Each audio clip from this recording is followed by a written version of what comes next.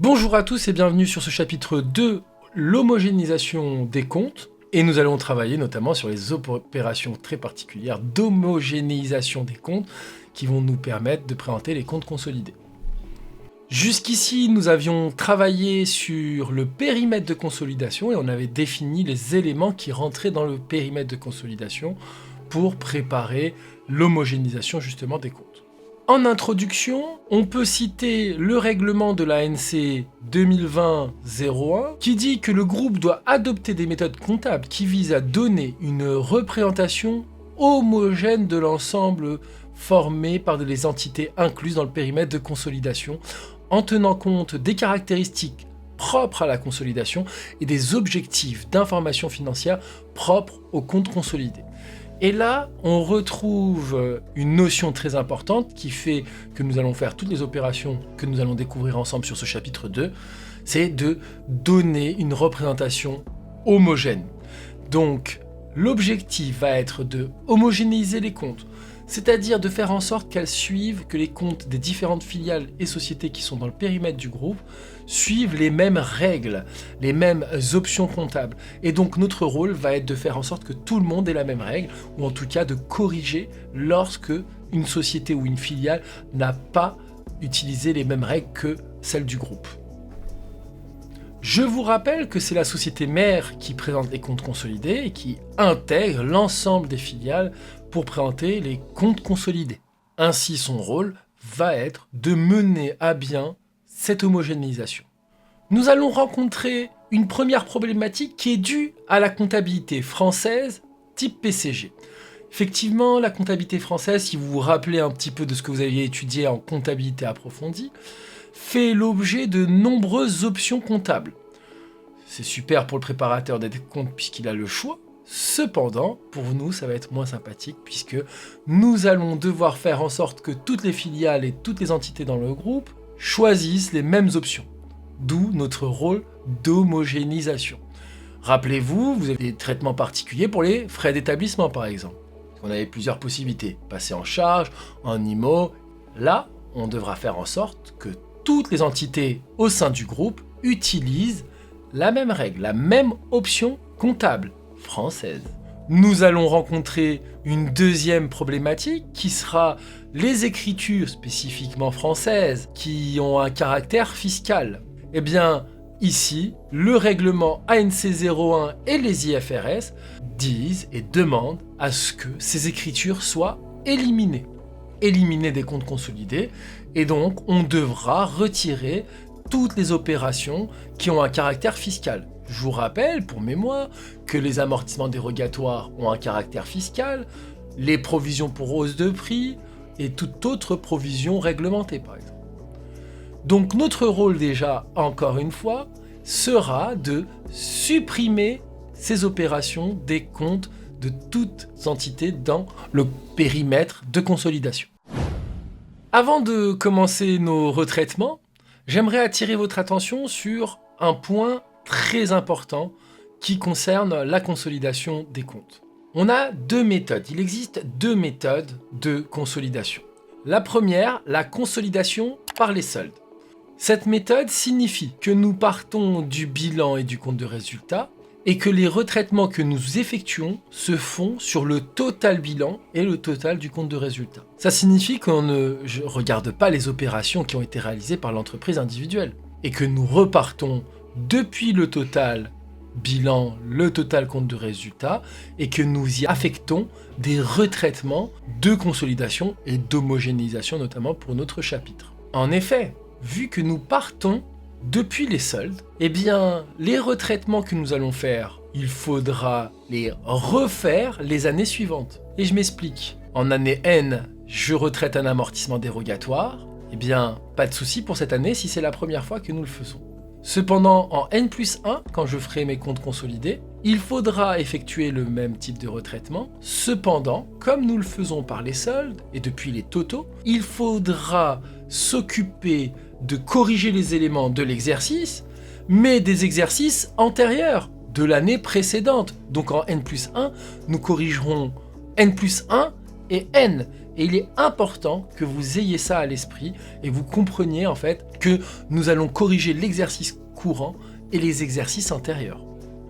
La deuxième méthode de consolidation, par les flux, va prévoir que ici, les opérations seront corrigées au niveau des flux de l'entreprise et non pas sur les totaux. Dans ce processus, eh bien, le bilan finalement consolidé se maintient d'une année à l'autre. Et nous aurons donc des reports à nouveau de comptes consolidés. Ainsi, les retraitements antérieurs ne sont pas à corriger. Et nous n'aurons pas à refaire ou à recorriger les retraitements des années antérieures.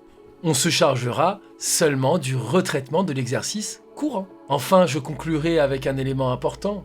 C'est qu'au niveau de l'épreuve, on va partir du principe que nous travaillons dans la méthode consolidation par les soldes. Ce qui signifie que vous aurez à chaque fois à ajuster les comptes en faisant les retraitements de l'exercice et des exercices antérieurs, puisque nous partons depuis les totaux.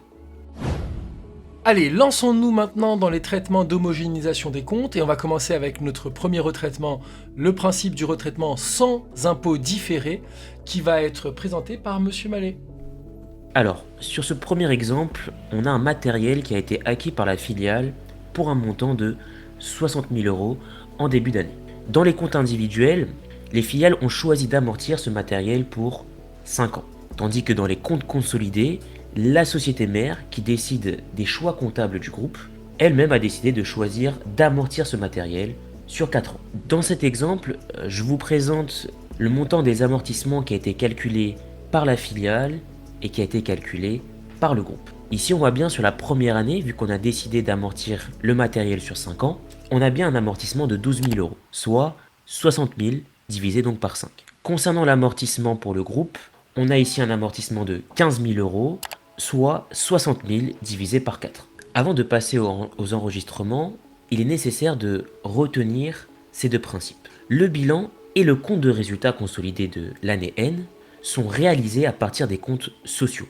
Donc quand on parle de comptes sociaux, on parle des comptes individuels qui ont été réalisés selon les règles du PCG. Deuxièmement, on part toujours des soldes à la clôture de l'exercice de consolidation. La première chose qu'on va devoir faire ici, c'est de déterminer les écritures ainsi que les soldes enregistrés par la filiale. Donc dans nos comptes individuels, on va définir finalement ce qu'on a. Qu'est-ce qu'on a dans nos comptes individuels? On a dû normalement enregistrer une DADP pour 12 000 €, qu'on augmente bien au débit, et en contrepartie l'enregistrement d'un amortissement matériel pour 12 000 € au crédit. On va maintenant, là c'est vraiment la phase la plus importante, déterminer le solde des comptes au 31/12/N. La DADP, donc, on a enregistré pour 12 000, donc on va avoir donc dans ce compte un solde pour 12 000 €. Concernant l'amortissement du matériel, on a bien au crédit 12 000 €, le solde, idem, il sera de 12 000 €. Donc d'après les soldes ici, si on devait représenter le bilan et le compte de résultat, on aurait bien ici un amortissement à l'actif pour 12 000 €, donc une diminution de l'actif de 12 000 €. Le passif ici, il serait de moins 12 000 € puisqu'on a enregistré une DADP, donc une charge, pour 12 000 €. Cette charge a donc diminué notre résultat pour ce montant. Les comptes individuels, on a pu déterminer ce qui a été enregistré par la filiale. Maintenant, notre objectif, c'est de savoir qu'est-ce qu'on souhaite faire apparaître dans nos comptes consolidés. Alors, si on avait donc passé l'écriture dans les comptes consolidés, on aurait dû normalement enregistrer une DADP, donc une charge, pour un montant de 15 000 €. En contrepartie, l'enregistrement d'un amortissement matériel pour 15 000 €. On établit encore une fois les soldes. Notre DADP, elle augmente de 15 000 €, donc son solde, il apparaîtra à 15 000 €. L'amortissement du matériel, il augmente de 15 000 €, son solde aussi, il sera pour 15 000 €. Si on présentait donc le bilan et le compte de résultat avec les règles comptables des comptes consolidés, au niveau de notre actif, on aurait bien un amortissement qui diminuerait l'actif pour 15 000 €. On aurait dû normalement enregistrer donc une charge pour 15 000 €, ce qui nous ferait une perte. Et cette perte, elle apparaîtra donc au niveau du résultat du passif pour un montant de 15 000 €. Donc là, ici, ce qu'on a vu, c'est dans nos comptes individuels, c'est ce qu'on a, et dans nos comptes consolidés, c'est ce qu'on souhaite. Maintenant, l'objectif du retraitement, c'est de passer de ce qu'on a à ce qu'on souhaite, en enregistrant des écritures comptables. Au DSCG, ce qu'on attend de vous, c'est que vous présentez ces calculs sous forme de tableau. Donc ici, vous avez un tableau à réaliser pour chaque opération, pour chaque retraitement qu'on va vous demander à réaliser à l'examen. Donc ici, on a d'abord les comptes, donc déterminer l'ensemble des comptes et leurs soldes à la date de consolidation, que ce soit pour les comptes individuels, que ce soit pour les comptes consolidés, et enfin, la dernière colonne qui correspondra au différentiel, c'est-à-dire comment je vais devoir donc ajuster ces comptes. Donc on va commencer par le premier, la DADP. On a vu que la DADP, on aurait dû donc l'augmenter dans les comptes individuels pour 12 000 euros. Donc son solde ici, il apparaît bien à 12 000. Concernant les comptes consolidés, son solde, donc la DADP, le montant, il est bien de 15 000 euros. Donc, pour passer de nos comptes individuels à nos comptes consolidés, pour passer de 12 000 à 15 000 euros, il va falloir donc augmenter votre DADP pour 3 000 euros. On fait la même chose avec l'amortissement du matériel. L'amortissement du matériel, son solde, il apparaît à 12 000. Dans nos comptes consolidés, il apparaît à 15 000. Pour passer de 12 à 15 000, il faut bien donc augmenter votre amortissement matériel de 3 000 euros. On va donc pouvoir passer maintenant, à partir de ce tableau, enregistrer les écritures comptables. Troisième principe à retenir, et très important, les écritures, vous allez devoir les enregistrer dans 2 journaux distincts. Un journal qui va récapituler les comptes qui vont être impactés dans le bilan, et un journal qui va récapituler les comptes qui sont impactés dans le compte de gestion. Le compte de gestion, donc le compte de résultat. Donc la première chose qu'on va devoir enregistrer, ce sont les comptes qui vont impacter le compte de gestion. On a vu dans notre tableau la DADP, on doit donc l'ajuster pour un montant de 3 000 euros. Donc dans mon compte de gestion, je vais bien mettre DADP et la débiter pour 3 000 euros.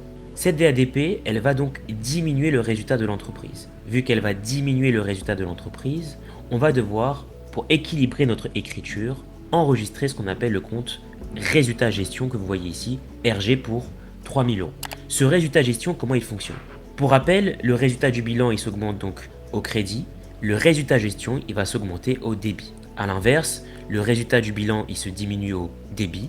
Le résultat gestion, il va se diminuer au crédit. C'est pour ça qu'on voit bien que le RG, il est au crédit parce que le résultat, il a diminué. Ce résultat gestion est un compte miroir donc au résultat du bilan. Je l'ai crédité ici dans mon compte de gestion. Je vais devoir donc le débiter dans mon compte de bilan.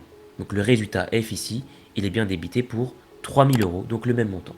Et enfin, on avait un dernier compte à ajuster, c'est le compte d'amortissement. L'amortissement matériel, on a dit qu'il fallait donc l'augmenter donc au crédit pour un montant de 3 000 euros. On se dirige maintenant sur un deuxième exemple basé sur les mêmes chiffres, histoire de illustrer le traitement antérieur, dire N-1, N-2, et l'impact que ça aura sur nos comptes consolidés. Alors pour l'exemple 2, on va se baser sur les mêmes chiffres que l'exemple 1. Il faudra faire attention ici à l'antériorité. On reprend ici le même schéma que l'exemple 1. On va donc déterminer ici ce qu'on a donc dans les comptes individuels. On a une première écriture qui a dû être enregistrée dans les comptes individuels en N-1, donc une DADP pour 12 000 euros, en contrepartie d'un amortissement matériel pour 12 000 euros. On a dû aussi enregistrer une écriture en N, une DADP de 12 000 euros, en contrepartie d'un amortissement matériel pour 12 000 euros. Nous, ce qui nous intéresse pour le retraitement en consolidation, c'est les soldes. Donc on va devoir ici déterminer les soldes. Dans cette situation, on va devoir déterminer le solde des comptes au 31-12N. On a bien une DADP pour 12 000 euros, donc son solde, il sera bien de 12 000 euros. Là ici, vous remarquez bien, la DADP c'est une charge, donc on a bien uniquement la charge de l'exercice. Donc la DADP qu'on a enregistrée en N-1, elle ne figure pas dans nos soldes. Concernant l'amortissement matériel, et là on fait attention, c'est un compte de bilan. Donc l'amortissement matériel, on avait bien enregistré 12 000 euros en N-1 et 12 000 euros en N. Ce qui nous fait un solde total de 24 000 euros. Donc ici, si on schématise nos écritures, on a bien donc enregistré une DADP pour 12 000 euros. Donc ce qui nous fait une diminution du résultat qu'on retrouve bien en passif pour 12 000 euros. Un amortissement cumulé sur l'exercice N-1 et N pour 24 000 euros. Et là, on fait attention, la DADP qui a été enregistrée en N-1, elle va impacter directement les réserves pour 12 000 euros et non le résultat, car c'est bien antérieur à la date de consolidation. Quant à elle, la charge qu'on a enregistrée cette année pour 12 000 euros, elle impacte bien le résultat de l'année. Donc concernant cette fois-ci les comptes consolidés, donc ce qu'on veut, donc l'objectif, on a bien dans cette situation un enregistrement comptable en N-1 avec une DADP qui augmente de 15 000 euros en contrepartie d'un amortissement matériel qui augmente de 15 000 euros. Concernant donc l'exercice N, on aurait dû donc normalement enregistrer une DADP de 15 000 euros et augmenter un amortissement matériel pour 15 000 euros.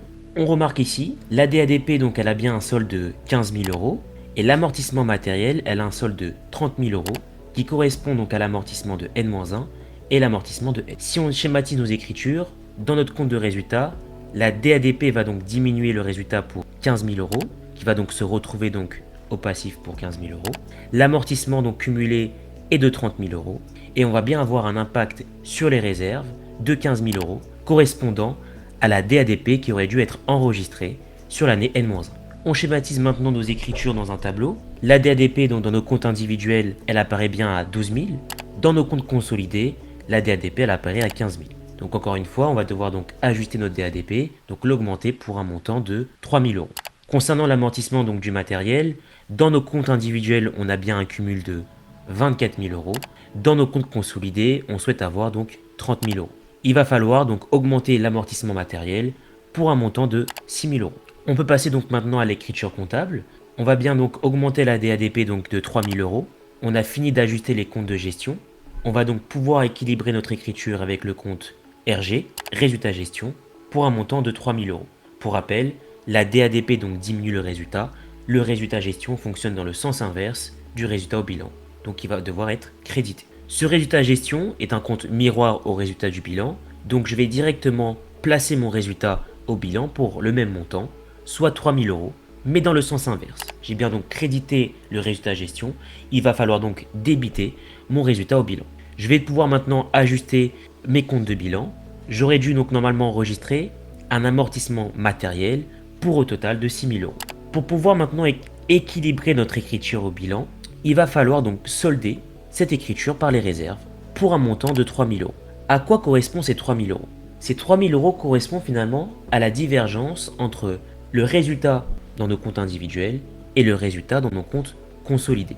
Pour rappel, en N-1, la DADP avait donc diminué le résultat des comptes individuels pour 12 000 euros, alors que dans nos comptes consolidés, la DADP avait diminué le résultat pour 15 000 euros.